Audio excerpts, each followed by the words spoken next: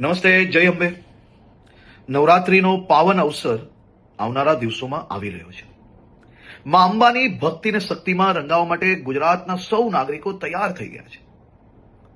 નવરાત્રીના આ પાવન અવસરે સૌ ખેલૈયાઓ દિલ મૂકીને માં અંબાની ભક્તિને શક્તિમાં રંગાઈ શકે, ગરબે ઘૂમી શકે તે માટે ગુજરાતના મુખ્યમંત્રી શ્રી ભૂપેન્દ્રભાઈ પટેલના માર્ગદર્શનમાં ગુજરાત સરકારે છેલ્લા અનેક વર્ષોથી નવરાત્રી મોડે સુધી રમી શકે, સાથે સાથે મોડી રાત સુધી નાના નાના વેપારીઓ, ફેરિયાઓ અને જે લોકો દરરોજ આ કામ કરીને એમનું પરિવાર ચલાવે છે, તેમનો ધંધો રોજગાર ચાલી શકે તેની બી ચિંતા કરવામાં આવતી હોય છે.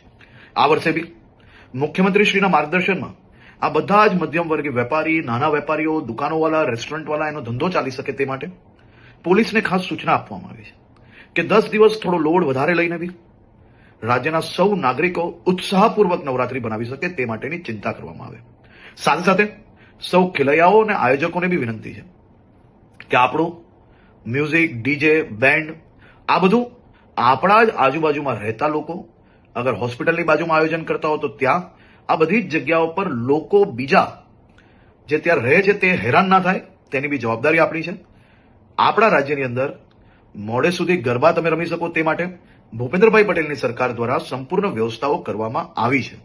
પરંતુ સાથે સાથે એક જવાબદાર નાગરિક તરીકે તમે બી સૌ લોકો પોતપોતાનો ફરજ અદા કરશો તેવો મને 100% વિશ્વાસ છે. સૌ લોકોને ફરી એકવાર જય અંબે અને આપ સૌ લોકોને નવરાત્રીની ખૂબ ખૂબ શુભકામનાઓ હું હમણાંથી જ આપું છું. નવરાત્રીમાં દિલ મૂકીને આપ સૌ લોકો માં અંબેની ભક્તિ કરી શકો તેવી આપ લોકોને ખૂબ ખૂબ શુભકામનાઓ.